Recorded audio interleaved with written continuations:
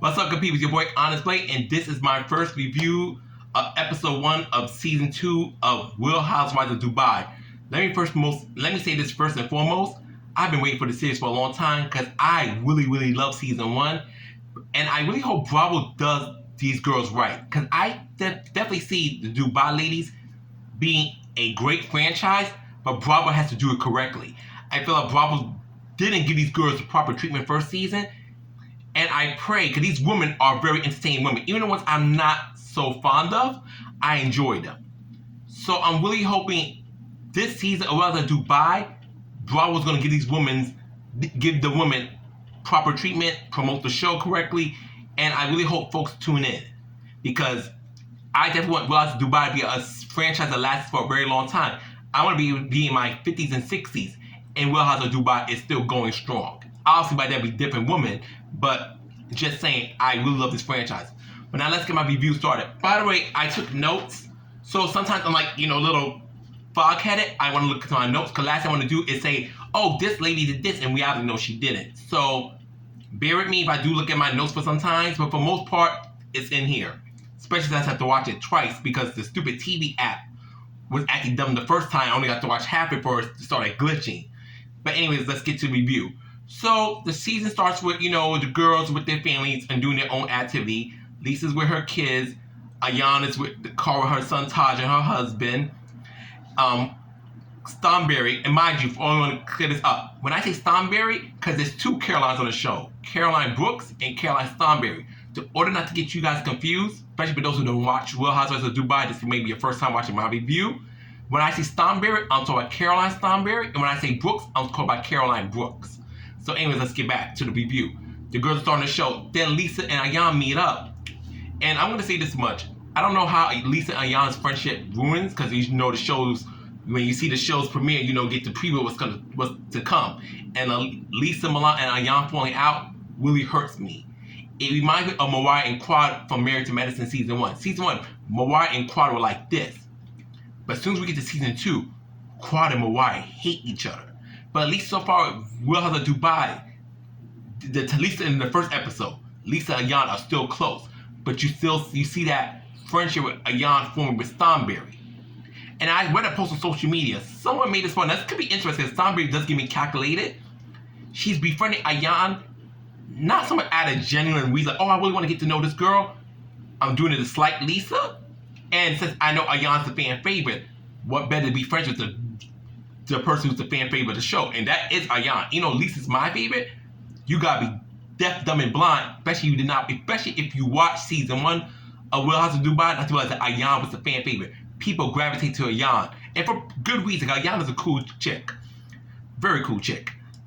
For good reason, people really gravitate to Ayan, and I think about Ayan, I think unlike many housewives, both new and old, Ayan was very herself. Ayan didn't fake it for the cameras.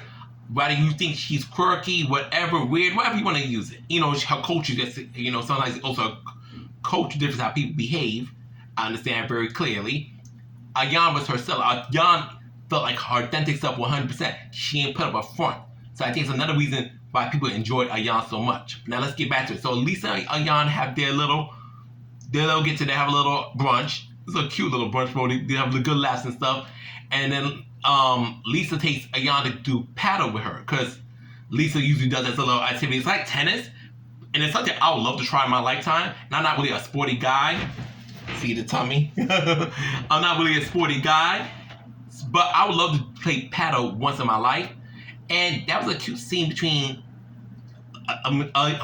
Lisa and Ayan, just talking, catching up and stuff. So that was beautiful to see. That's why it's heartbreaking to find out later on in the season they're no longer friends. Then, they talk about Stonberry. Nothing like crazy. Lisa has her reservations. So Ayan's son tells Lisa, I'm going to meet up with Stonberry. Try to, make a form of friendship, because at the end of last season, they didn't see eye to eye. And hopefully, they could come a friendship with that. And I'm going to get to my notes next. I want to check a few other things in my notes. Just want to make sure.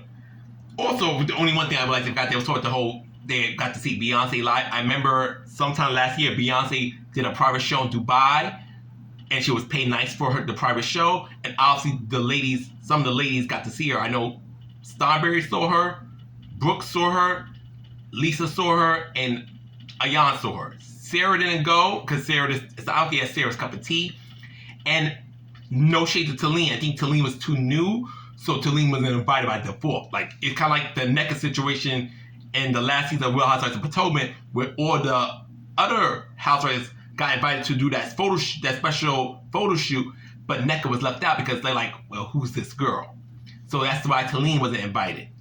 At least I think that would assume the reason. Maybe she just didn't want to go eat like Sarah, but Talene wasn't invited. So only Brooks, Thornberry, Ayan, and Lisa went to see Beyonce at the private show and got to enjoy her and take pictures with various celebrities who also were there.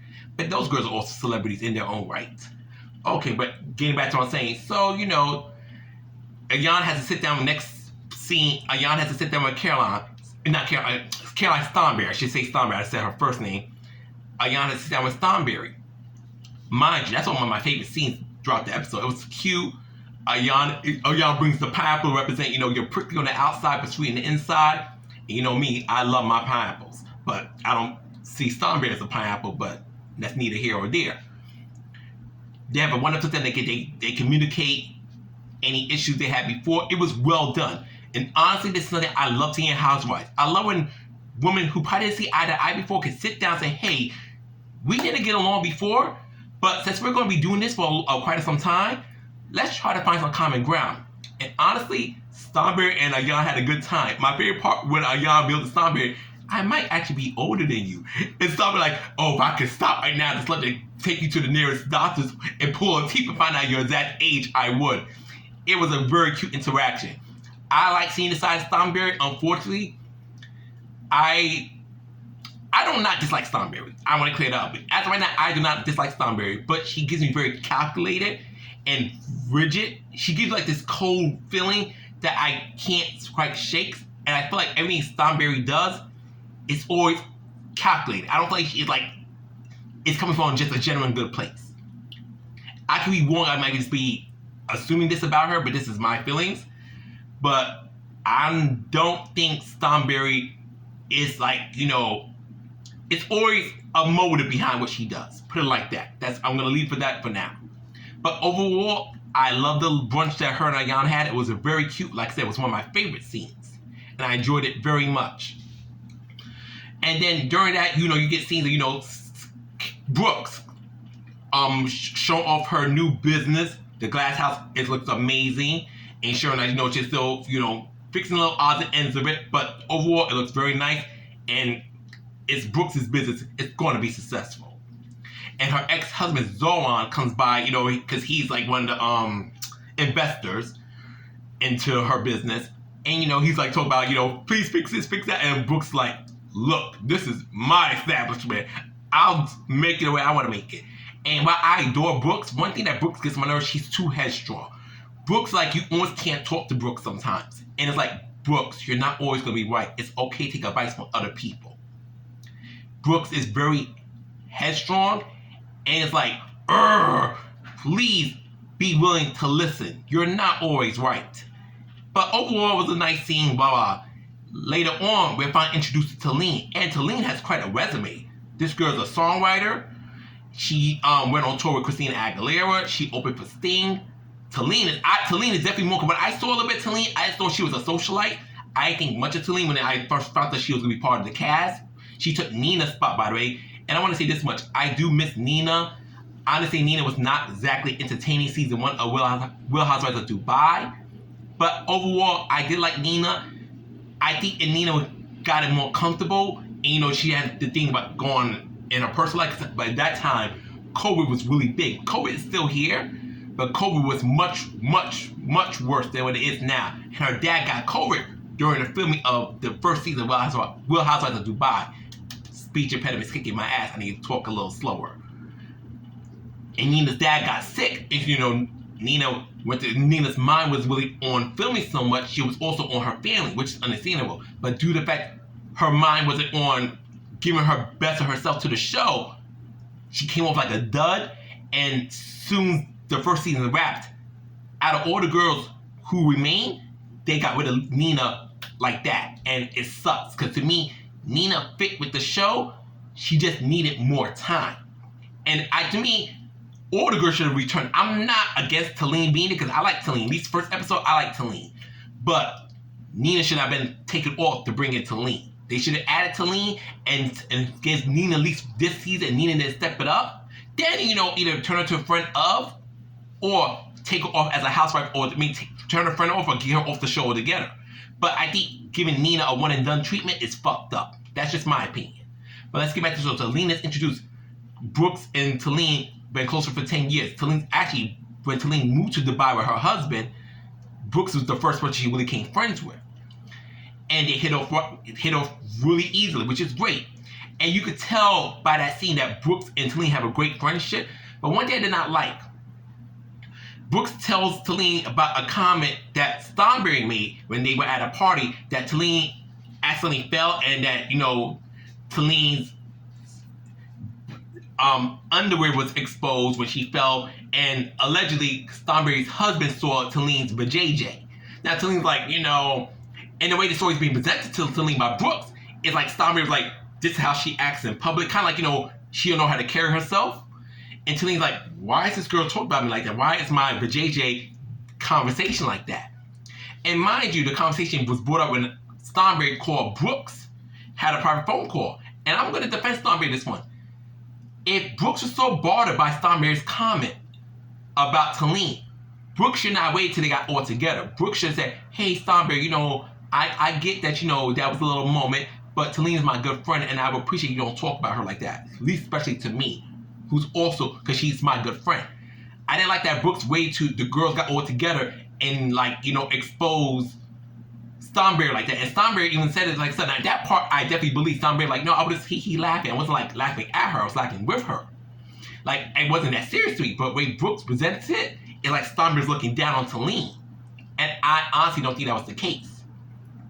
So I'll skip a little ahead. It's like when the girls got all together. But this episode's more like, reintroducing us to some people, just catching their lives. So certain things I can leave out, like certain things just like, for instance, I enjoyed it. The scene where Lisa took her sons to soccer practice. And I definitely hope one of Lisa's older sons make it to the league in the future. And I'm sure that's going to be her retirement plan with her Rich. But I definitely wish the best for her kids. I like Lisa a lot, so I also like her family, and I wish the best for them. But certain things are just, not really worth talking about because it's just like, oh, that's a little fun moment, but it's not anything like juicy, at least in my opinion. Plus, I don't want my reviews to be too long. So certain things I feel like it's not that important, it doesn't move the plot, I will leave it out intentionally. So now, getting back to Brooks, Starberry, and Talene, when the girls had their final sit down, before the end of the first episode, Brooks is aggravated. You could tell Brooks is literally aggravated by Starberry. And first, Ayan mentions, because Starberry told to Ayan, when it was they're having their personal brunch, that, when Talene was at the party, Talene fell over and she saw Talene's stuff. Talene's like, why is this conversation? She was like, and Talene was annoyed by it, but you would think the way this was going down, Starberry was talking about Brooks, because Brooks was way more angry at the situation, and she had nothing to do with it, versus Talene. Talene was rightfully annoyed, but once she's like, hey, do we have an issue, Starberry? And so I'm like, no, Talene, we have no issue. I was just saying it was funny. I wasn't laughing at you. I was laughing when I'm like, it was a moment, I was talking about it, but I wasn't looking down on you. I was just it was like a little hee-hee-ha. And Talene's like, okay, if that's what it was, then, we got no issue then. Brooks, meanwhile, is still pissed off. Brooks is mad as hell at Starberry. And I'm in my head Brooks, number one, because Starberry brought this up in her confession, you and her talk all the time. So if you had an issue with Starberry's comment concerning Talene, why not stop her right there? If I'm on the phone with my friends, and my friends start talking about another friend of mine, I'm not going to wait till we're all together and bring it up. I'm going to nip in the butt yo, don't, I get, that was a hee-hee moment, but the way you're talking about him is coming off very condescending. Can you please not do that? I'm not gonna wait till we're all together and cause to me it felt like, Brooks trying to do to Starberry what she felt Starberry trying to do to Talene was publicly embarrass her. And I don't think it was that big for Brooks to be that mad about. And I feel like this is something you call a friend. You should be able to talk to them about an issue one-on-one without bringing it to the group. But the main thing of the episode was the situation between Sarah and Ayan. Now, first and foremost, I was social for Sarah. You know, Lisa's my favorite. I was easily Sarah's my second favorite from season 1. Sarah, however, how can I say? Because I do believe in spirituality. My mom's big into it.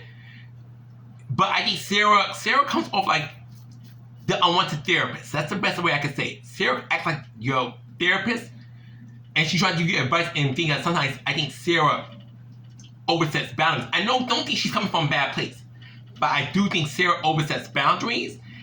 Excuse me. And when you don't kind of do things the way Sarah wants you to do, instead of accepting her role in it, she puts all the blame on you. Now, for those who watched the last season of Real Housewives of Dubai, by the way, fantastic show. Sadly underrated. Hopefully season 2 does a lot better. Ayan opened up about her forced circumcision that happened to her and her sister in their home country. I forgot what Ayan's home country was at, but it's obviously an African country, but I don't know exactly which one from the top of my head, and I'm not going to Google it at the moment. Ayan and her sister were forced circumcised by her aunt and grandmother, and that was a very traumatizing moment. And Ayan broke down about it. And then, you know, in the press, you know, Ayan is like, you know, all this thing open up. She didn't even want to open about this, but Sarah convinced her to open up. Only to find out that Sarah made a comment by Ayan, like Ayan is victimizing herself, you know, using this situation to be a dickhead to other people. Like Sarah's like, well, you know, she can't use her victimhood to be for an excuse for her bad behavior, or like, you know, to act out towards people. And Ayan's like, fuck is you talking about? I never victimize myself. I never use my victimhood to have a bad attitude with people. But to me, while I do agree that Sarah's response wasn't great, Ayan didn't make the situation better by going on social media and talking smack about Sarah as well. I feel like Sarah's making a post, like right now Sarah made a post, you know, this is selfie post, and Ayan makes a mean comment underneath it, like teasing her. Ayan, you can be mad at Sarah, but that doesn't give you the okay, you know, to equally be a douchebag to her on social media. Like, I don't agree with Sarah's comment at all. Sarah definitely, that wasn't cool what Sarah said. But Ayan, you would know better by going on social media and being a joke to teasing her, not having a business, and, you know, talking about, oh, she was supposed to be a model now. Like, you don't do stuff like that either. You can't say, you hurt me. But when Sarah's like, okay, this is what you did to me. It's like, what you did to me. Like, you both are wrong. And honestly, neither one of you took accountability at the end of that episode. Neither one of you. That's why you guys didn't resolve nothing. Neither one of you took accountability. Sarah didn't apologize for, you know, for her role, and you didn't apologize for your insults to her on Twitter. You're both wrong. Now, I think Sarah's a little bit worse because Sarah was talking about, you know, situation. And I don't think Sarah meant it in a rude way. Because Sarah's the kind of person, sometimes Sarah puts a foot in her mouth. Like, she'll say something, and like, Sarah, maybe you took a few more seconds to think of that statement, it would have came up much better. But you said it at the moment you said the first thing that pops in your head, and now it's like, wow, maybe you should have took a couple minutes to rethink that, rephrase that. But like I said, I don't think Sarah honestly came from a bad place. Call me biased, but I don't think Sarah came from a bad place. She just misconstrued her message. And honestly, Ayan felt some type of way. Felt some type of way about the situation. So, you know, her and Sarah are not seeing eye to eye right now. So the episode pretty much ends with, you know, Sarah and Ayan still mad at each other. Brooks harboring anger towards Thornberry. Lisa, Talene, and Thornberry, you know, just enjoying their girls brunch that Lisa brought by them all over to. And then we get to see the previews of what's going to go down later on in season 2. And the next episode comes back on June 11th. So I will have a review up June 12th. Because I'm always going to make reviews the next day of the show. Never going to be the same time. Like, oh, the show aired Sunday, you'll get a review Sunday. No, the reviews will be the next day. But anyway, that's all I wanted to talk about for now. This is my first review. I was a bit nervous. But overall, I think I did a great job.